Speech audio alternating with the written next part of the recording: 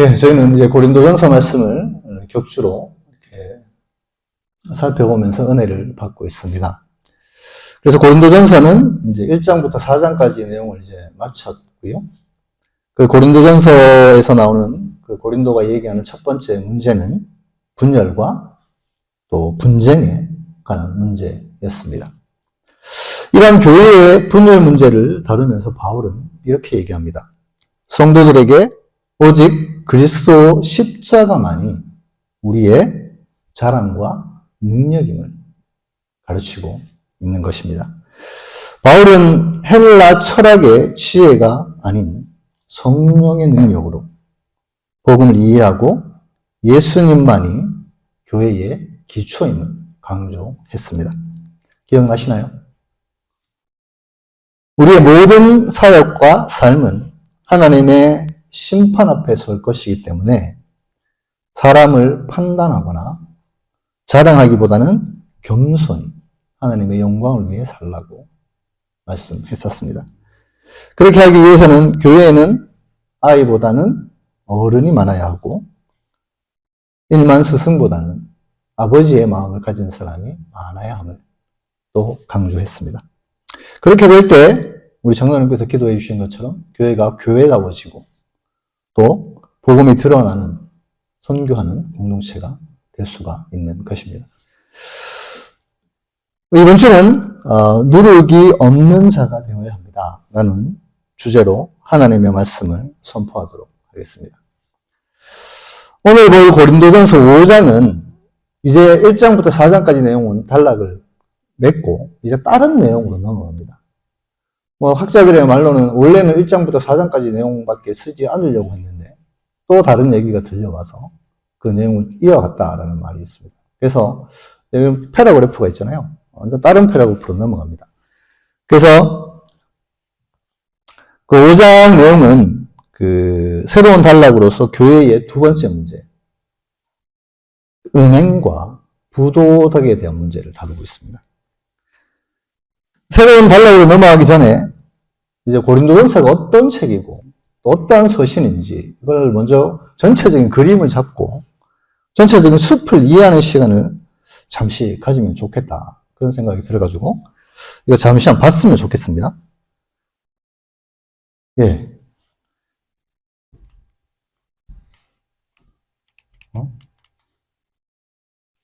이군요. 이게 뭘까요? 지도죠. 지도입니다.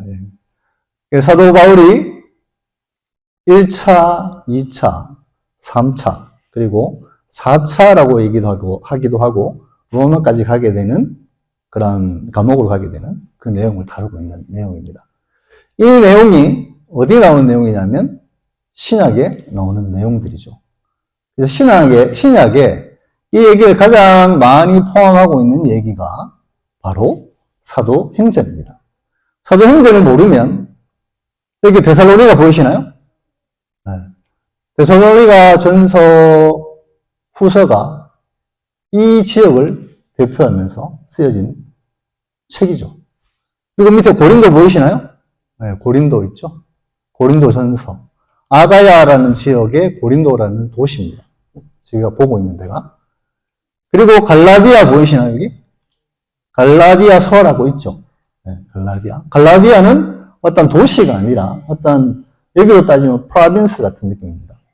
그 갈라디아 안에 여러 가지 안디옥이나 부르기아나 여러 가지 도시 이름이 있는 걸 볼 수 있죠. 그리고 우리가 지금 애굽 얘기하고 있죠. 마디테스 때. 애굽 여기가 홍해입니다. 네, 홍해.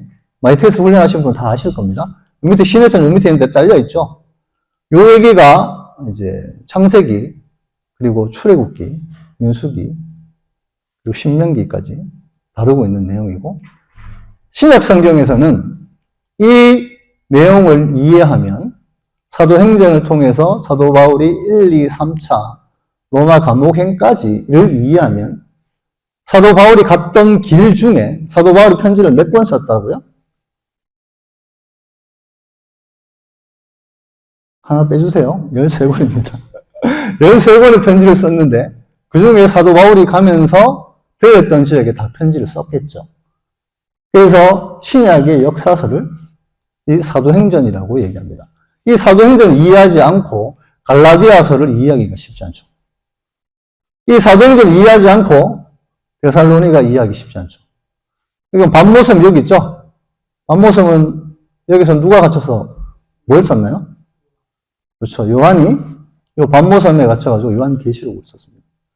그런 것처럼 요걸 알지 못하면 신약을 이해하기가 힘듭니다. 복음서를 이해하려면 어디를 알아야 될까요? 여기를 알아야겠죠? 요 위에가, 여기 뭐죠? 마이테스 하신 분은 잘 아시죠? 다시 해야겠군요. 네, 여기는 갈릴리 바다입니다. 그 밑에 강이 쭉 내려오죠? 여기가 요단강이죠? 그 밑에가 사해입니다. 여기가 예루살렘. 요 배경을 가지고 쓰여진 게 복음서, 사복음서입니다. 그래서 오늘 보려고 하는 게 뭐냐? 고린도 전서를 지금 보고 있잖아요. 고린도 전서는 언제 쓰여졌을까요? 사도 바울이 2차 전도 여행 때, 2차라고 뭐라고 되어 있나요? 보라색으로 되어 있죠? 보라색을 쭉 쫓아 올라가다 보면 바울이 이렇게 복음을 전하고 2차 전도 여행 때 고린도에 가게 됩니다. 이때 첫 번째 방문을 하게 됩니다. 이때 첫 번째 방문을 하고 사도 바울이 가장 오랫동안 사역한 도시는 어디일까요? 에베소라는 데 있습니다. 3차 전도 여행할 때 에베소에 3년을 머무릅니다. 3년을. 그러면 사도 바울이 두 번째로 오래 사역했던 교회는 어딜까요? 고린도입니다. 고린도. 여기서 1년 6개월을 머무르게 됩니다. 그럼 두 번째 2차 방문할 때 이 고린도 교회에 들렀다 그랬죠? 이때 교회를 세웠습니다. 이때 교회를 세우고 사도 바울은 2차 전도 여행을 마치고 다시 예루살렘으로 돌아갑니다. 그리고 3차 전도 여행을 또 가요. 같은 지방을 또 다시 가게 됩니다. 3차 전도 여행, 여기 뭐라고 되어 있나요? 여기 색깔 이렇게 되어 있죠? 가다 보면 똑같이 이렇게 쭉 갑니다. 같은 방향으로 하죠? 쭉 다시 갑니다. 그런데 에베소에서 제가 아까 3차 전도 여행 때 에베소에 3년 머물렀다 그랬죠? 여기 3년 머무르고 있는데 고린도에서 1장 표현에 보면 글로에라는 사람이 글로에라는 사람의 편지를 에베소에서 받게 됩니다. 그 내용을 보니까 지금 고린도 교회에 문제가 있다는 거예요. 그로 인해서 에베소에서 3년 머무르면서 뭘 보냈습니까? 고린도전서 편지를 어디로? 고린도로 보낸 겁니다. 누굴 통해서? 디모데를 통해서 보냈다. 이렇게 얘기합니다. 이미 다 했던 내용입니다. 그래서 에베소에서 고린도전서 내용을 이렇게 보냈습니다. 고린도에. 거리가 이게 엄청 떨어져 있죠. 그런데도 고린도 교회에 소문이 안 좋으니까 이 소문이 어디까지 났어요? 그 당시 인터넷이 있었어요? 없었습니다. 그런데도 그런 음행에 대한 소문, 이런 교회 소문이 안 좋다는 얘기가 어디까지? 에베소에 있는 바울에까지 들려졌습니다. 이 교회를 세우는 사람이 2차 전도 때 누구라고요? 바울입니다. 근데 바울이 세운 교회에 문제가 있다는 얘기를 들었을 때 바울의 마음은 어땠을까요? 네, 그러면서 썼던 게 너네들 그러지 말아라. 혼혈하지 말아라. 그 편지를 쓴 게 고린도 전서입니다. 그리고 나서는 여기 3년 머무르고 다시 계속 전도여행을 이어갑니다. 이어가면서 고린도에 다시 가게 되죠. 다시 가게 됐는데 이 편지를 썼으면 이제 편지를 썼으니까 내 말을 잘 듣겠지 라고 생각해서 다시 고린도 교회에 갔습니다. 근데 고린도 교회는 말을 들을까요? 안 듣습니다. 안 듣습니다. 그러니까 엄청나게 상처를 받았죠, 바울이.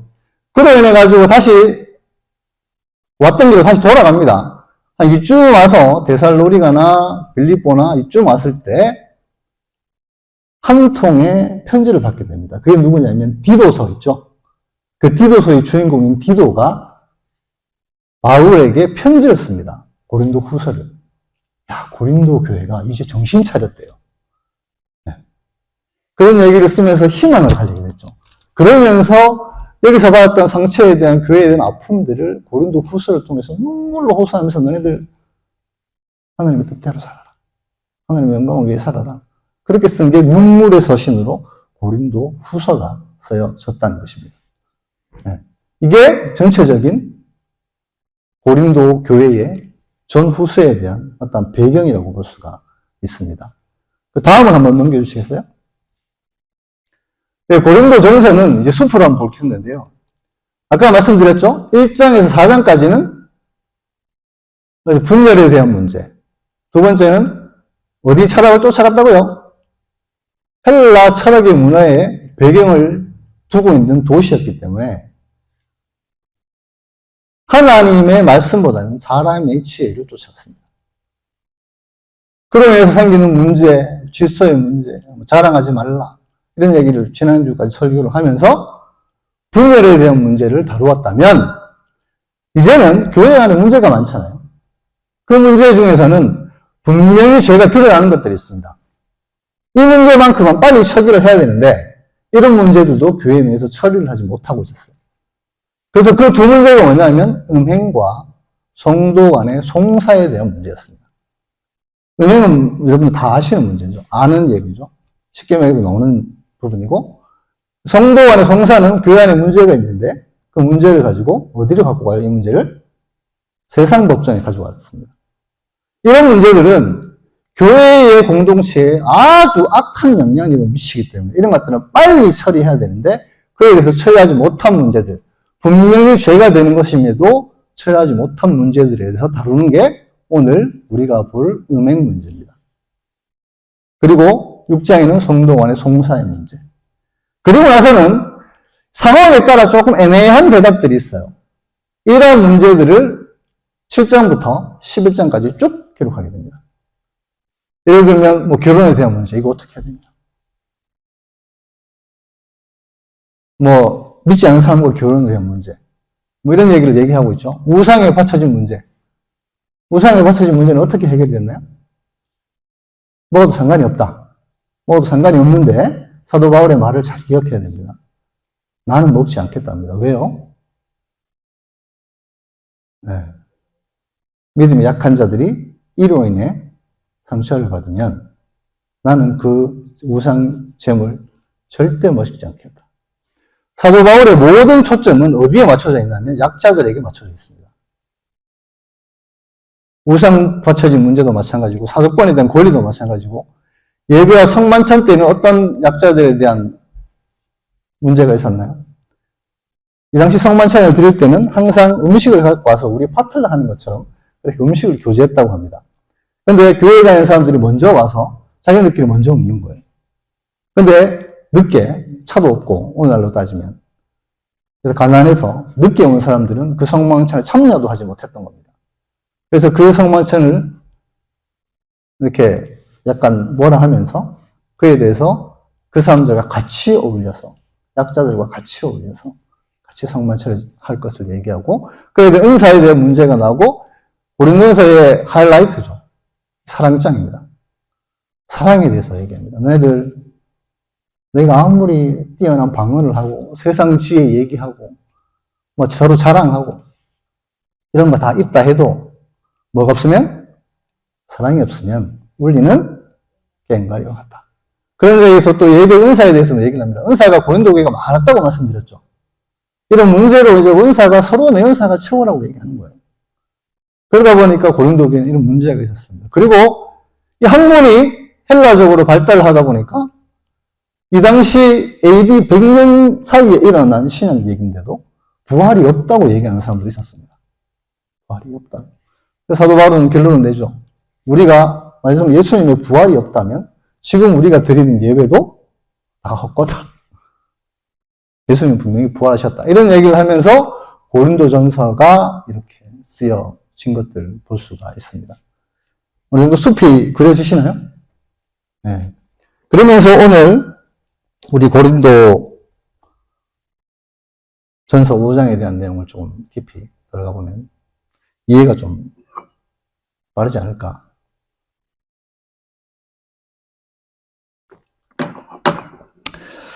네. 그래서 우리가 삶을 살아가다 보면 우선순위를 정해서 빨리 이렇게 처리해야 될 문제들이 분명히 있습니다. 그렇죠? 고린도 교회에도 많은 문제들이 있었어요. 아까 보여줬던 것처럼. 근데 분명하게 빨리 처리해야 될 문제가 있었다는 것입니다. 그것 중에 바로 그 첫 번째가 바로 음행에 대한 문제였습니다. 음행은 10계명, 7계명에도 분명히 나오죠. 가능하지 말라고. 하나님 정말 싫어하는 겁니다. 그렇다면 송산은 아까도 말씀드렸듯이 교회 안에 일어나는 문제를 공동체가 해결을 하지 못하고 그걸 세상 법정으로 가져가는 그런 교회의 모습. 여러분 인터넷 치면 요즘에 그런 교회 많이 나옵니다. 그런 교회의 모습이 바로 이 고린도 교회였다는 것입니다. 고린도 교회를 우리가 잘 이해하기 위해서는요, 아까도 봤지만 그 헬라 철학의 영향을 되게 많이 받았습니다. 그래서 그 고린도 교인들은 하나님의 지혜보다는 세상의 지혜를 쫓아갔습니다. 이 철학이 말하는 세상 지혜는 무엇을 말하는 걸까요? 철학은 인간의 자유에 대해서 탐구하는 학문이죠. 어떻게 하면 우리 인간이 자유롭고 행복할 수 있는가? 이에 대한 답을 찾아가면서 진리를 탐구합니다. 이러한 철학적인 사조를 쫓아 인간의 자유를 말하다 보니까 자연의 순리에 따라 인간의 욕구나 욕망에 대해서 너그러워지는 그런 철학이 발전하게 된 것입니다. 그러면서 그리스에 얼마나 많은 신화들이 있습니까?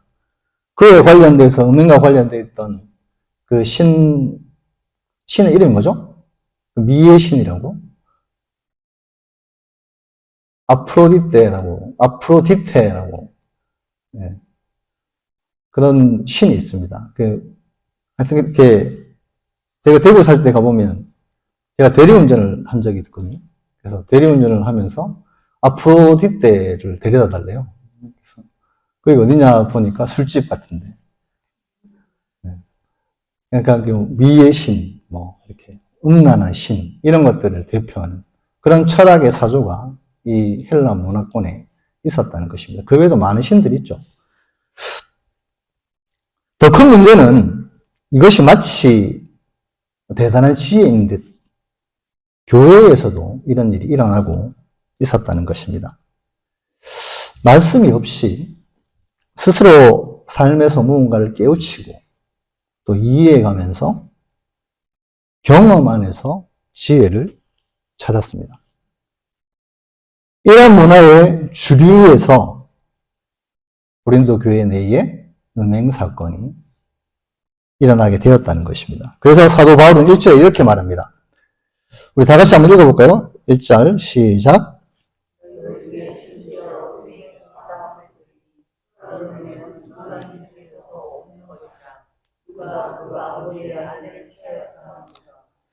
네, 고린도 교회의 한 성도 중에 그 자신의 계모입니다. 계모. 그 아버지의 아내라고 얘기하고 있죠. 어떤 부인은 이렇게 얘기하지 않고 아버지의 아내, 계모와 부적절한 관계를 지속하고 있었다는 것입니다. 그런데 이것은 단순한 개인적인 죄가 아니라는 것입니다.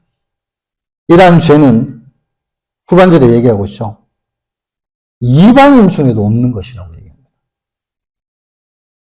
또한 성경에서도 레위기 18장에 보면 계모의 하체를 범하지 말라고 이렇게 분명히 말씀하고 있습니다. 그럼에도 불구하고 이방인도 하지 않는 일들이 교회에서 일어나고 있었다는 것입니다. 빨리 처리해야 될 문제인가요? 두고 봐야 될 문제인가요? 얼마나 심각한 문제입니까? 교회가 사회의 모범이 되어야 됩니다. 사회를 변화시켜 나가는데 더 안 좋은 모습을 보이고 있었다는 것입니다. 이는 교회 공동체의 거룩함을 파괴하는 일입니다. 하나님과의 관계가 깨어지게 되면 죄에 대해서 둔감해집니다. 근데 더 큰 문제는 개인의 죄뿐 아니라 그 죄를 그저 이 고린도 교회는 방관하고 있었다는 것입니다. 그래서 바울은 성경 표현의 2절 표현 이렇게 합니다. 스스로 교만해졌다. 우리 2절 말씀 다 같이 한번 읽어볼까요? 시작.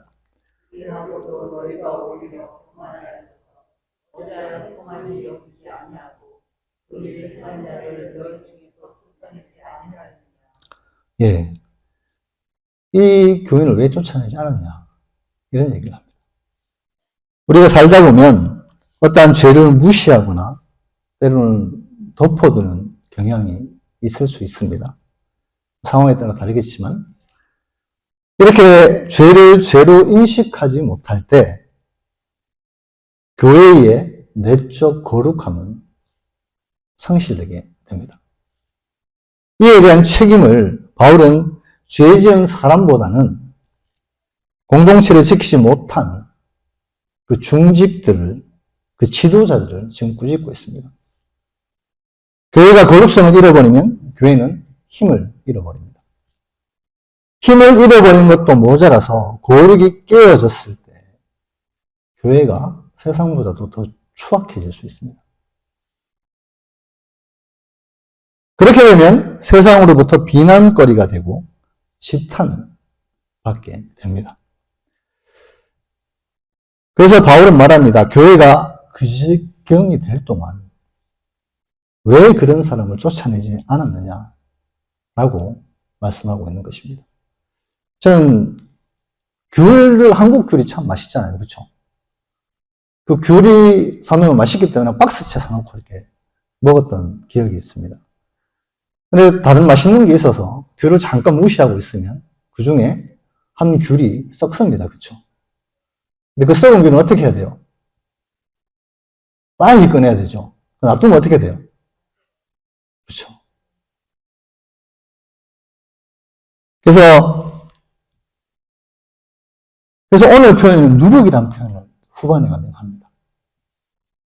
그래서 사도 바울은 여기서 그런 얘기를 하면서 교만이라는 단어에 대해서 또 얘기를 합니다. 그럼 교만이 뭘까요? 우리는 좀 더 눈여겨보기를 원하는데요. 오늘 이 본문에서 얘기하는 이 교만은 그리스도인이 우리가 예수를 믿음으로 말미암아 우리는 더 이상 죄의 종이 아닌 율법의 노예가 아닌 십자가로 인해서 구원의 자유함을 얻습니다. 맞습니까? 예. 왜냐하면 우리는 아무 능력이 없지만 예수님의 그 십자가 보혈의 능력이 우리의 모든 죄악을 다 용서하기 때문입니다. 이것을 우리는 믿음으로 얻는 구원. 그래서 이신칭이 우리 사람에게로부터 나온 것이 아니라 하나님으로부터 나온 하나님의 능력이라는 것입니다. 그로 인해 우리는 자유함을 누리게 됩니다. 그런데요, 이 믿음이 잘못 적용되면 상황이 완전히 반전이 될 수가 있습니다.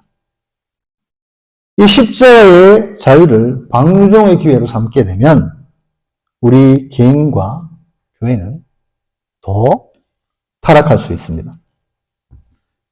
예를 들면 예수님께서 우리의 모든 죄를 용서하셨어요. 맞죠? 지금 하고 있는 잘못도 하나님 용서해 주실 거야. 왜? 하나님 은혜로우신 분이니까. 그리고 앞으로 내가 지을 죄도 다 용서해 주실 거야. 그러면서 죄에 대해서 너그러워질 수 있습니다. 여러분, 말세스 훈련 받으신 분들은 다 아시죠? 그 하나님의 거룩함, 그 예수님이 십자가에 달리시기까지 그 모든 과정을 성막에서 하나님 앞에 예배드리는 그 모든 과정의 동물 제사를 드림으로부터 그 지성소에 들어가기까지 일어나는 그 모든 과정을 폐하신 분이 예수님입니다. 근데 그 과정이 결코 쉬운 과정이 아닙니다. 그 거룩함을 빼고 자유함만을 얘기했을 때 우리는 죄에 대해서 아주 너그러워질 수 있다는 것입니다. 하나님이 다 용서해 주셨기 때문에 죄를 가볍게 여기고 아무렇게나 살아도 된다는 그런 논리를 펼치게 된다는 겁니다. 그래서 바울은 이 일에 아주 단호하게 얘기합니다. 타협의 여지가 없는 것입니다. 오늘날 이 음행의 문제는 그 심각성의 수준을 넘었습니다. 고린도 교회 사람들은 말했을 겁니다. 세상 밖에 나가봐. 세상적인 철학적인 사조가 그런 걸 우리는 어떻게 해? 라면서 세상 핑계를 대었을 것입니다. 밖에 나가봐. 앞으로 때 신전이 있고 그 사람들 어떻게 사는지 너네도 잘 알잖아. 그리고 분명히 말씀을 희석시켰을 것입니다. 오늘날도 마찬가지입니다. 깨어진 세상 속에서 나도 어쩔 수 없다.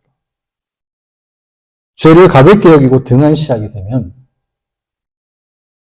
그 당시에는 모릅니다. 내 영혼이 아파하고 있는지를. 내 영혼이 무너지고 있는지 그때는 모릅니다.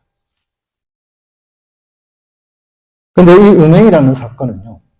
음행을 하면 더 큰 문제는 자신의 영혼을 죽이는 것뿐만 아니라 상대방의 영혼도 죽인다는 것입니다.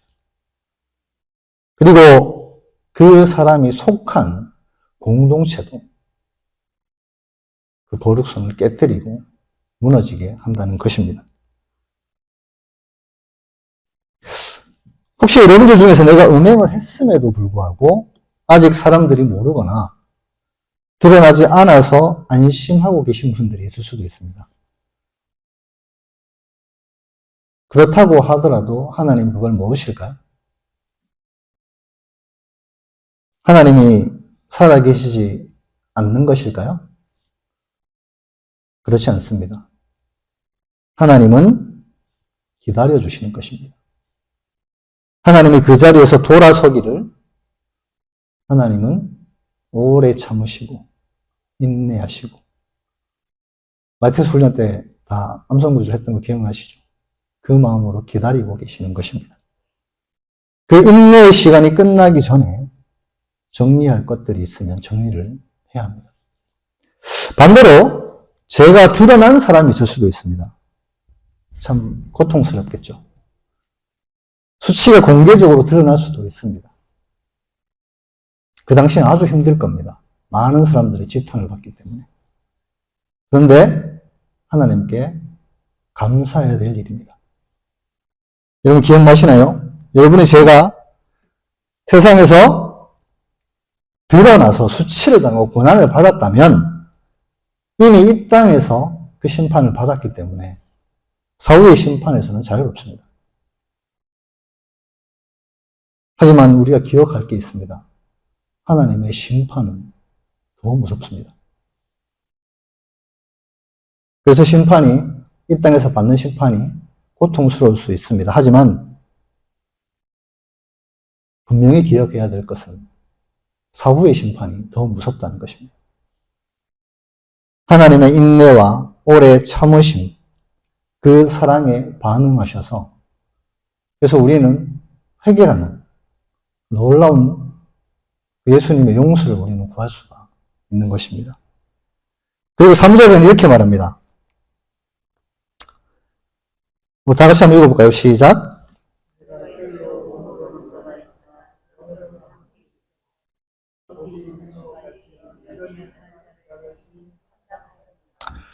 예, 바울은 이전 장에서는 성도끼리 서로 판단을 하라 그래요? 하지 말라 그래요? 하지 말라고 합니다. 왜냐하면 그 절대적인 판단, 그 기준은 하나님만 하실 수 있기 때문이라는 것입니다. 하지만 오늘 바울은 이런 일을 행한 자를 이미 뭐 했다고요? 판단했다라고 얘기합니다. 이 말 역시 교회 성도들에게는 판단하지 말라는 말을 합니다. 하지만 교회를 책임지고 있는 책임자들에게 하는 말씀입니다. 바로 음행과 같이 성경에 분명히 기록되어져 있는, 그리고 세상적으로도 이방인들조차 하지 않는 이런 죄들은 분명하게 교회의 거룩성을 유지하기 위해서 아까 말씀드렸던 출교를 시키라는 것입니다. 출교.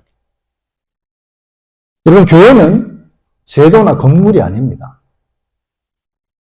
교회의 법과 건물은 하나의 하나님의 영광을 나타내는 도구일 뿐입니다.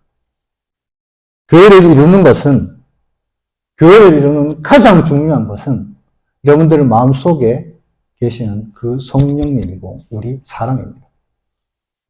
그래서 바르고 올바르고 진실된 교회가 되기 위해서, 물론 교회도 아름답게 지어진 것, 좋은 음향을 갖추고 있는 것 중요하죠. 하지만 더 중요한 것은 교회를 이루는 사람이라는 것입니다. 교회의 사람이 사랑을 지을 때에만 우리는 다른 사람을 세워줄 수 있습니다. 교회에 치리가 있고, 초대교회 당시에는 아까 말씀드렸던 출교라는 제도가 분명히 있었습니다. 이 출교라는 단어에 대해서 조금 더 자세하게 얘기하면 복음서에 기록되어져 있는 내용인데요. 마태, 마가, 누가, 요한, 이 복음서 중에 오로지 요한복음에만 이 출교라는 단어가 등장을 합니다. 왜 마태, 마가, 누가에는 이 출교라는 단어가 없었을까요? 이 세 개의 복음서는 다 초반에 쓰여졌거든요. 초반에 예수님의 복음서마다 다 일찍 순교당해서 죽었습니다. 근데 유일하게 자기 인생의 마지막까지 살아서 끝까지 노년까지 인생을 마친 사람이 누구였죠? 바로 요한이었습니다. 그렇게 그 핍박과 어려운 가운데 있다 보니까 예수 믿는 사람들이 어떤 사람이 생겨요? 배반하는 사람들이 생겨났습니다. 배반하는 사람들이. 배교하는 사람들이 생겨났습니다. 그런 사람들을 출교시키라는 말이 요한복음에 나옵니다. 그리고 나서 교회 내에 심각한 죄를 짓거나 교회의 공동체성의 거룩함에 타격을 입히는 사람들에게는 역시 출교를 명했습니다. 오늘날 교회에도 교회법에 출교라는 단어는 없지만 징계라는 단어가 있습니다. 이러한 법이 당회를 통해서 진행이 될 때는 반드시 그 영혼을 사랑하는 마음을 기반을 둬야 합니다. 사랑하지 않고 누군가를 징계하게 되면 그 징계가 칼이 됩니다. 독이 되어서 평생에 남을 상처가 되기도 합니다. 그래서 오늘 본문 5절에는 육신은 멸하고 이러한 죄지은 영혼들의 영은 예수의 날에 구원을 받게 함이라 라고 말씀합니다. 그래서 징계에 대해서는 히브리서 12장에 보면 아주 구체적으로 얘기합니다. 징계를 좋아하는 사람이 있을까요? 저도 징계받기 싫어요. 근데 하나님은 우리를 징계하신다고 합니다. 6절 말씀 한번 읽어볼까요? 시작. 12장 6절입니다. 히브리서 12장 6절.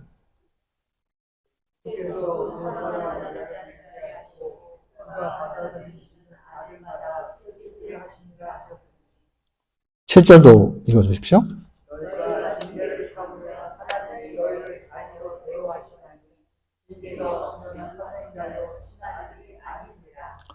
예, 6절에 주께서 누구를 징계하신다고 하나요? 그 사랑하는 자를 징계한다. 하나님이 채찍질도 하신다고 합니다. 누구에게요? 받아들이는 아들에게 채찍질도 한다고 합니다. 그리고 7절에는 이렇게 얘기합니다. 징계를 참으면 하나님이 우리를 뭘로 대우하신다고요?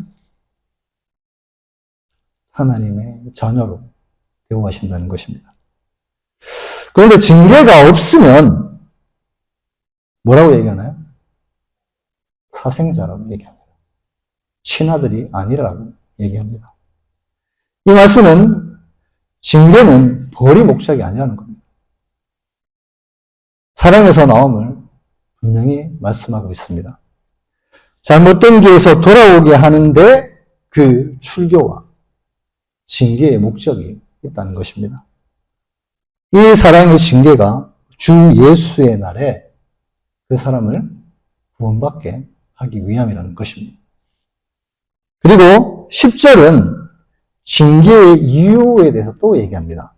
그 이유는 그의 거룩하심에 참여하게 하며 말씀합니다. 그 거룩함에 참여하게 하는 게 누구의 유익을 위해서, 누구의 유익을 위해서라고 하나요? 네. 성경은 우리에게 내가 거룩하니 너희도 거룩하라고 얘기합니다. 하나님의 유익을 위해서요? 네, 그것도 맞을 겁니다. 하지만 분명히 얘기하기를 우리의 유익을 위해서라고 합니다. 여러분 거룩해 보십시오. 그렇게 행복할 수가 없어요. 하나님과의 관계가 좋아 보십시오. 누가 뭘 해도 다 용서가 됩니다.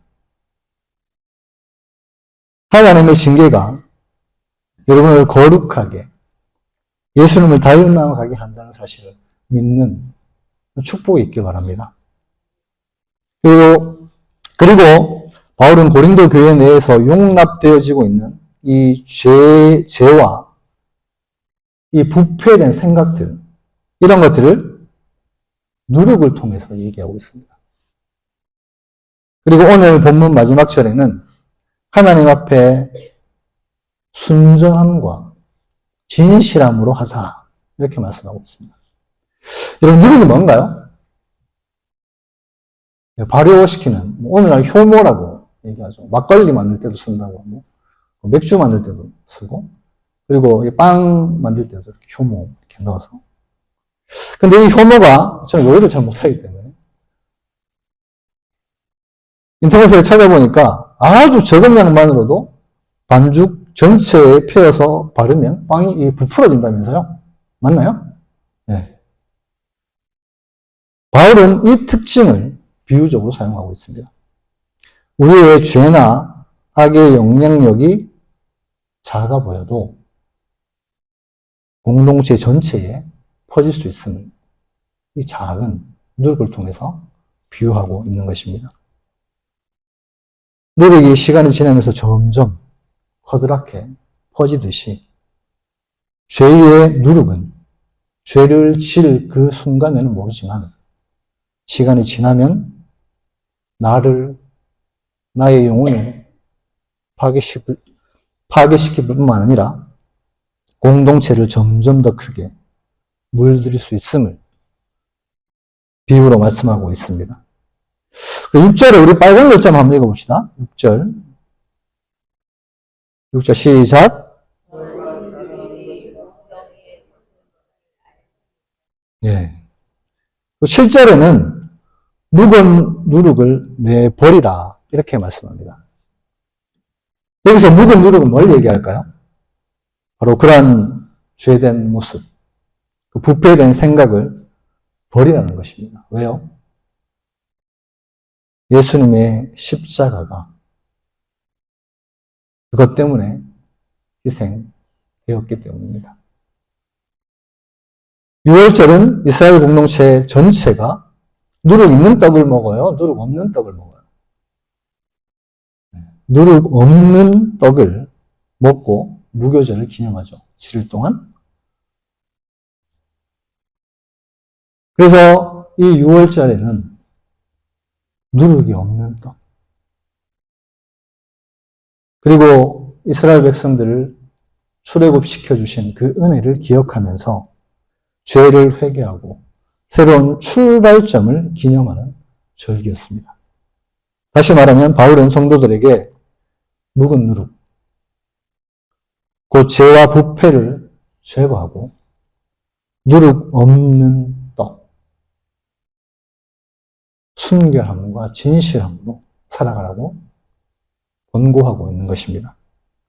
이는 그리스도를 믿는 자들이 유월절을 지키되 그냥 형식적으로 그런 죄된 모습으로 누룩 있는 그런 하나님의 말씀과 어긋나 있는 유월절을 지키지 말고 누룩이 없는 희생을 통해서 새롭게 거룩한 삶을 살아야 함을 말씀하고 있는 것입니다. 8절 말씀으로 다 같이 한번 읽어보겠습니다. 시작.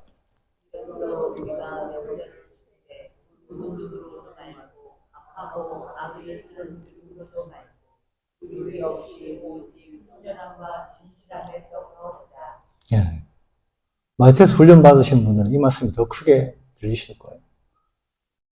6월절에 대해서 잘 배웠거든요.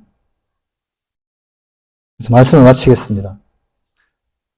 만약 우리 교회 안에 혹은 우리 주변에 누군가 죄를 범했다고 가정해 봅시다. 우리는 어떻게 해야 할까요? 야, 누구 집사님이 그랬대. 글쎄, 누구 장로님이, 누구 권사님이 그랬대. 이런 말이, 이런 누룩이 바른 삶의 자세를 가진 누룩일까요? 교회 안에서 혹은 주변에서 누군가 죄를 범했다면 이를 남의 일로 치부해서는 안 됩니다. 때로는 출교나 징계와 같은 교회의 치리가 있어야 할 때도 있습니다. 하지만 이 모든 일에는 악이 없는 누룩의 자세로 예수님의 희생을 기억하는 그런 6월절의 삶을, 누룩 없는 삶을 우리는 살아야 합니다. 교회는 거룩해야 합니다. 교회의 거룩함을 위해 죄에 대해 통한히 여겨야 합니다. 그리고 공동체는 함께 슬퍼하며 그 죄 지은 영혼의 회복을 위해서 기도하고 그런 길을 걸어갈 수 있도록 인도해야 하는 것입니다. 6월절을 기억한다는 것, 그것은 묵은 누룩이 아닌 누룩이 없는 순전하고 진실하고 바로 하나님의 마음을 가지고 살아가는 삶일 것입니다.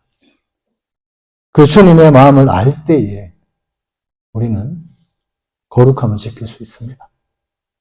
믿음의 공동체가 될 수가 있습니다. 이 시간은 우리가 하나님 앞에 이 찬양을 드렸으면 좋겠습니다. 하나님, 내 마음에는 선한 게 없습니다. 그러나 내 모든 것을 주님은 하십니다. 사랑으로 안으시고 하나님 나를 새롭게 해주십시오. 그리고 내 마음에 주님 마음 주십시오. 주님 마음 주십시오. 내 마음에 나를 향하신 주님의 뜻이 더 새로워질 수 있도록 주님 내 마음에 온전히 묵은 누룩이 아닌 주님이 원하시는 누룩 없는 그런 삶을 살게 해달라는 마음으로 이 찬양 우리 하나님 앞에 드리도록 하겠습니다. 보소서 주님.